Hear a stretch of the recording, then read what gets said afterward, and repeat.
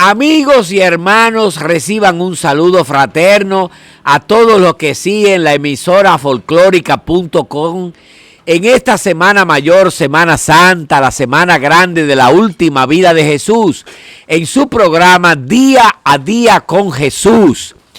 Y hoy estamos ya en el Jueves Santo. Ya vimos el Domingo de Ramos, que fue el domingo de la insurrección de Jesús en esa violenta acción que hizo en el templo de Jerusalén. Lunes Santo, Martes Santo y Miércoles Santo, que Jesús se esconde clandestinamente en la taberna de Lázaro, Marta y María en Betania. Y el miércoles ya al atardecer Jesús le dijo a los discípulos: mañana jueves vamos a celebrar la cena pascual en Jerusalén, en casa de Juan Marcos. Y allá están invitados todos, los discípulos y las discípulas. Bueno, yo me imagino el susto que se daría Pedro cuando Jesús le dijo que iban a celebrar en la propia capital la cena pascual. Porque Pedro era muy cobarde. Pedro era una especie como de alcacerse, que se sube rápido y se baja rápido también.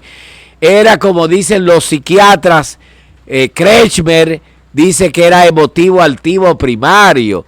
Es decir, esa gente que siempre se pone adelante, pero después es el primero que recula, ¿verdad? Cuando ve la hora de la verdad.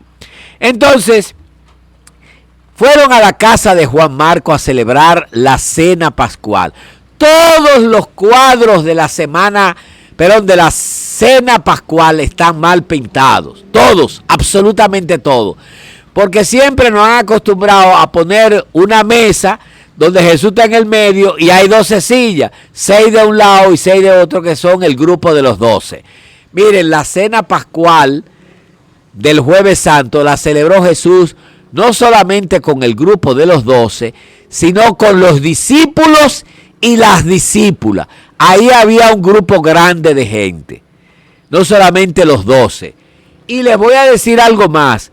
La persona que estaba al lado de Jesús no era Juan, era la Magdalena, María Magdalena. Ella es la discípula amada. Lo que pasa es que por machismo y patriarcalismo le robaron el título y la discípula amada de Jesús pasó a convertirse en un título masculino, el discípulo amado de Jesús, y se lo pegaron a Juan, que es el más joven del grupo de los 12.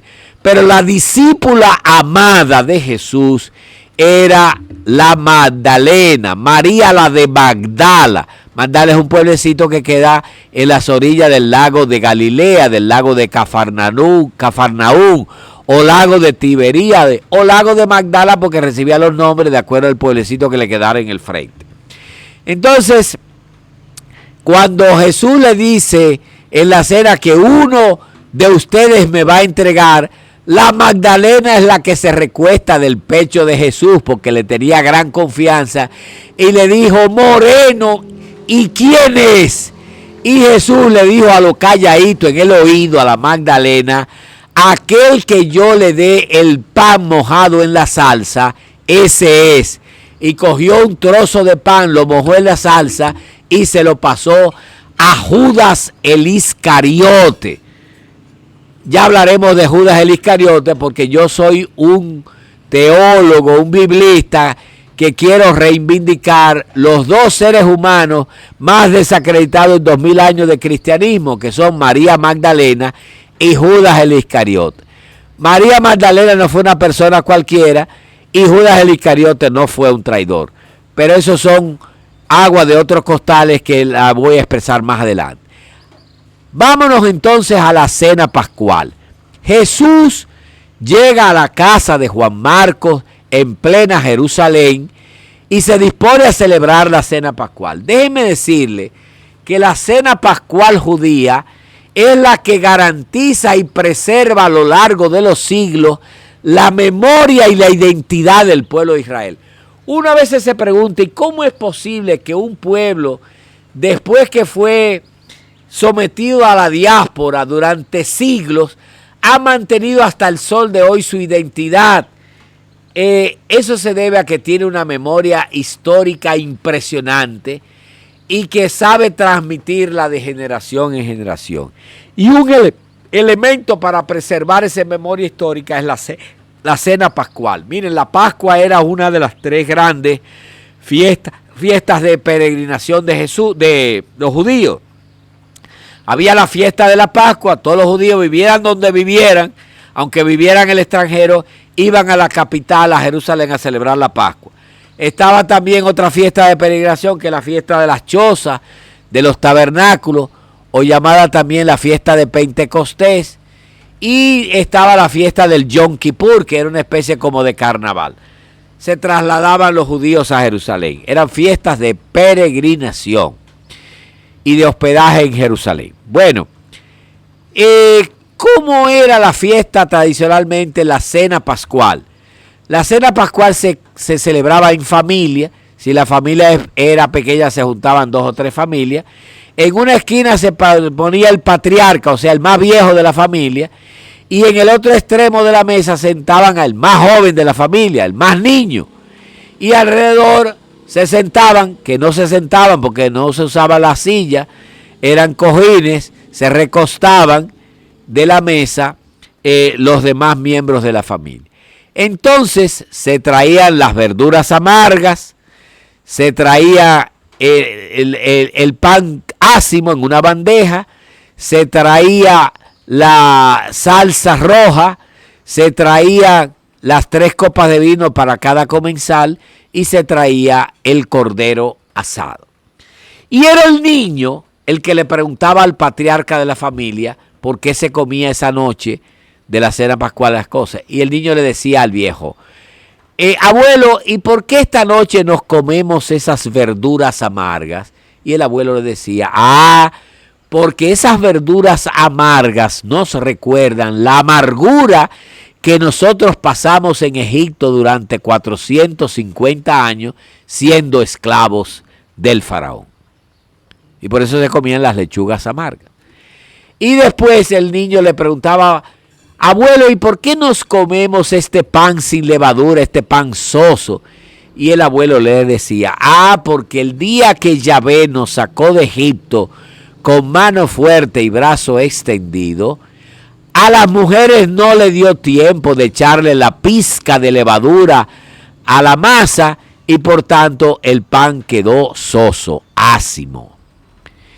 ¿Y por qué, le decía el niño al abuelo, y por qué, abuelo, esta noche ese pan ácimo, soso, sin levadura, lo mojamos en esta salsa roja que tenemos aquí en la mesa?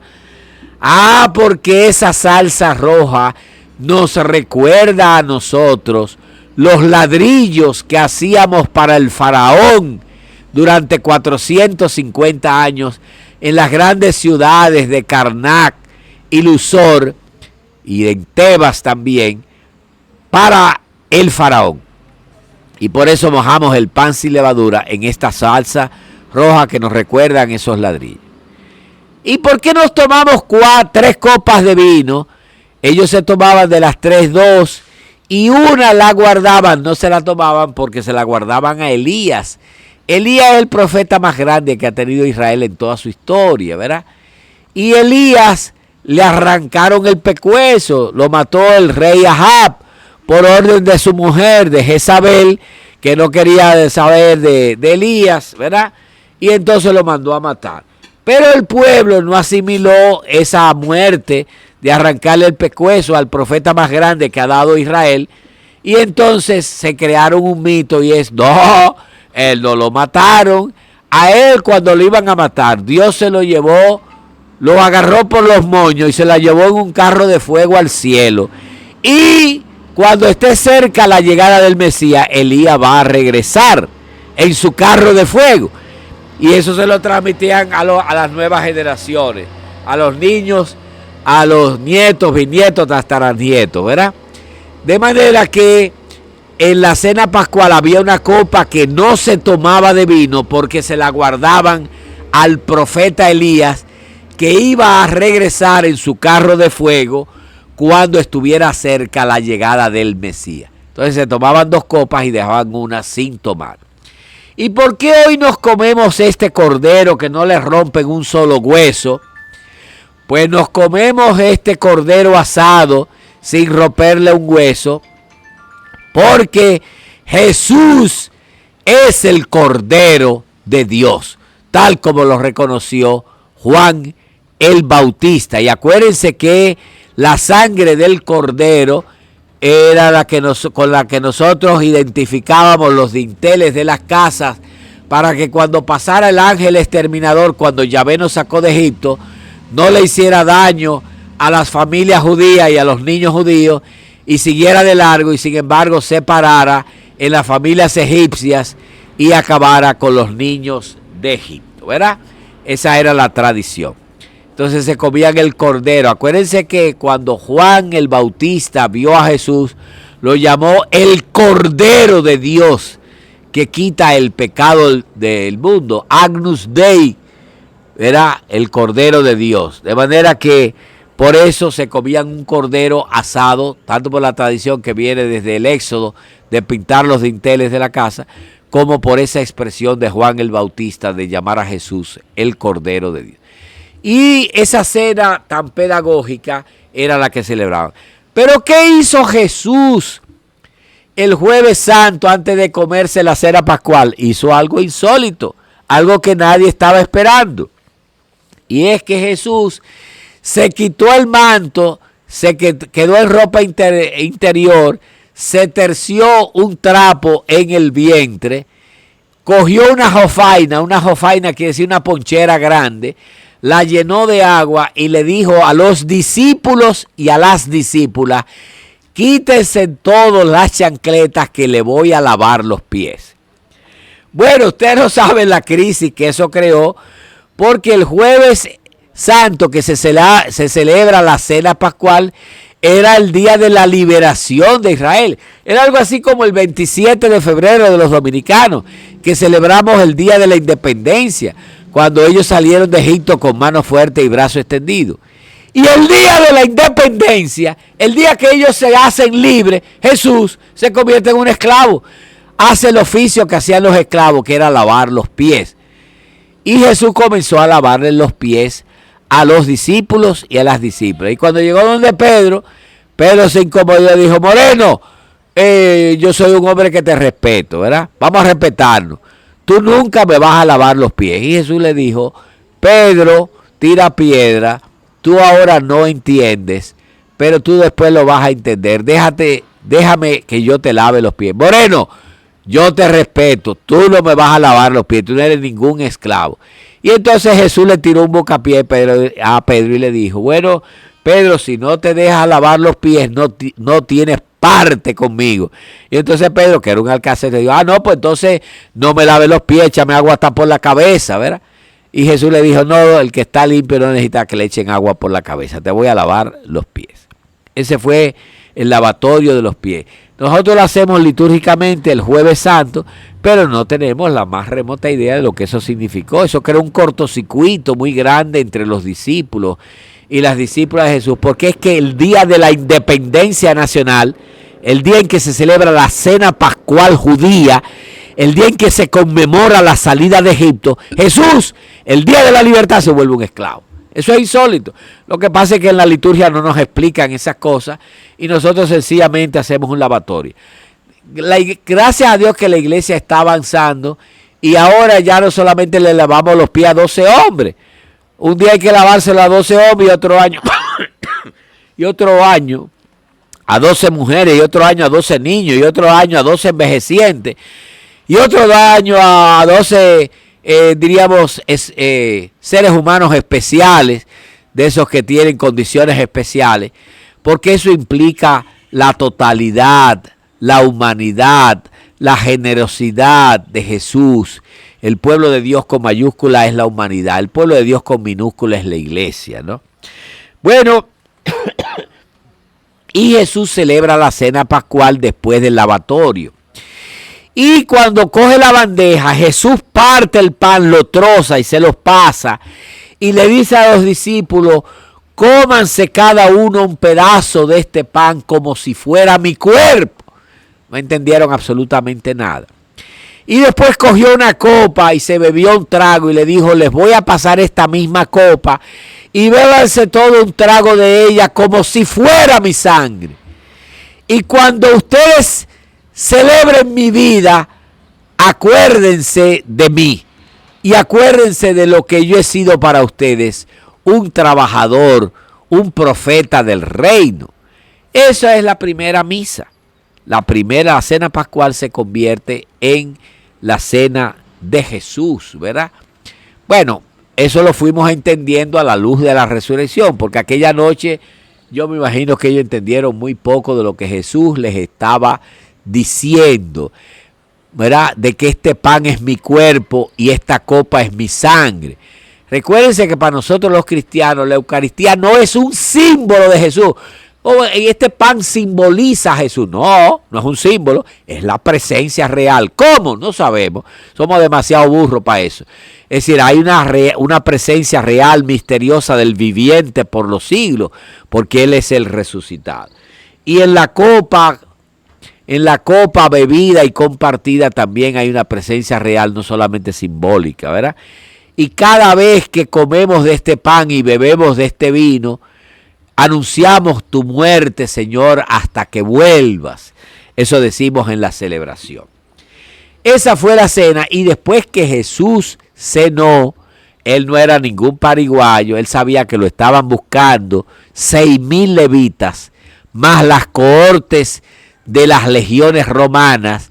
Ustedes saben que el ejército romano es el ejército más organizado de la bolita del mundo. Quizás el único ejército en la historia de la humanidad que se acerca al ejército romano fueron los nazis. Los nazis para mí es uno de los ejércitos mejor organizados que ha tenido la historia de la humanidad.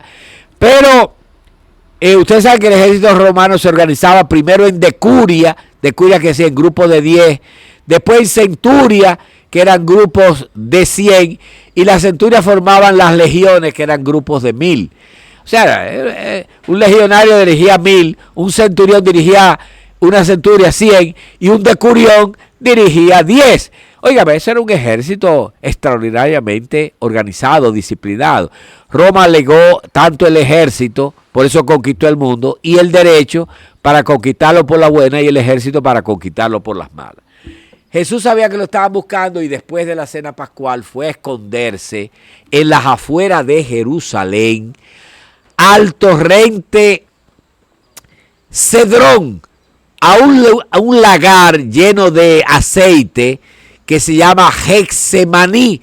Estaba lleno de maní, era un lagar donde se cortaba el maní y se pisaba para sacar el aceite.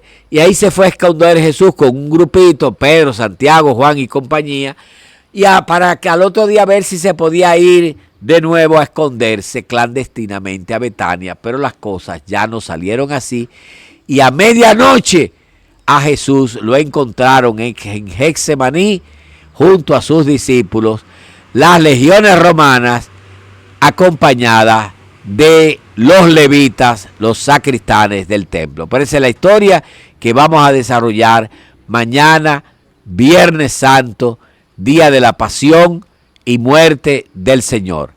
Hasta mañana, amigos que siguen la emisora folclórica.com en este Día a Día